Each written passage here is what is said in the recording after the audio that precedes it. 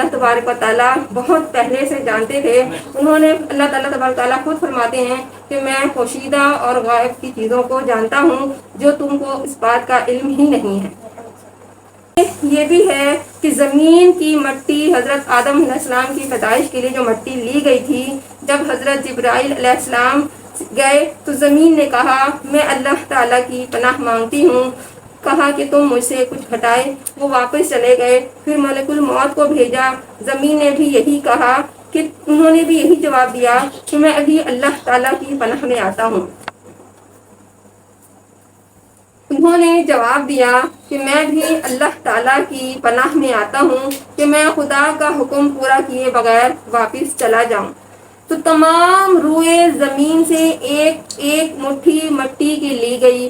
جس طرح چونکہ مٹی کا رنگ کہیں سرخ تھا، کہیں سفید، کہیں سیاہ، بالکل اسی وجہ سے انسانوں کی رنگتیں بھی مختلف ہیں. کوئی سفید ہے، کوئی جو ہے وہ سیاہ ہے. انسان جو ہے یہ مٹی سے بنا ہے، اور مٹی جہاں مختلف جگہ سے لی گئی ہے تو وہ بھی انسان بھی مختلف ہے.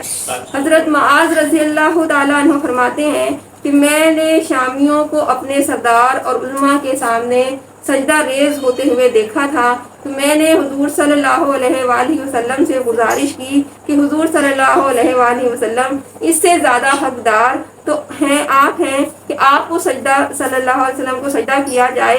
تو آپ صلی اللہ علیہ وسلم نے فرمایا اگر میں کسی انسان کے سامنے سجدہ کرنے کی اجازت دینے والا ہوتا تو میں عورتوں کو حکم دیتا کہ وہ اپنے خاوند کو سجدہ کرے.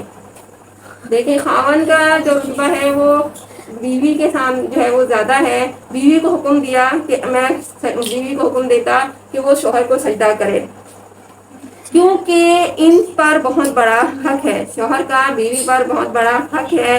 اسی طرح حضرت قتادہ رحمۃ اللہ علیہ فرماتے ہیں کہ سب سے پہلا گناہ جو تکبر کا تھا وہ شیطان کے ذریعے سامنے آیا، جو ابلیس سے سرزد ہوا.